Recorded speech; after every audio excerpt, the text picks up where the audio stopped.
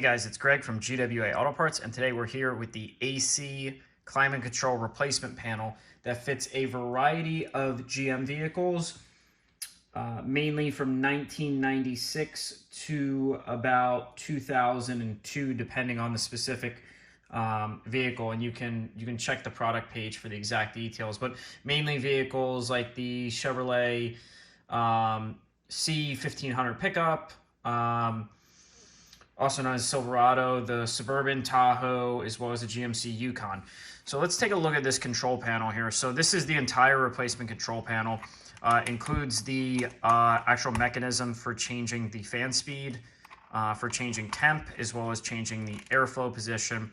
And you can see it has the defrost button on it, recirculating air, as well as turning the AC on. If we flip this panel over, you'll see it has the connections for the factory harness to plug directly in.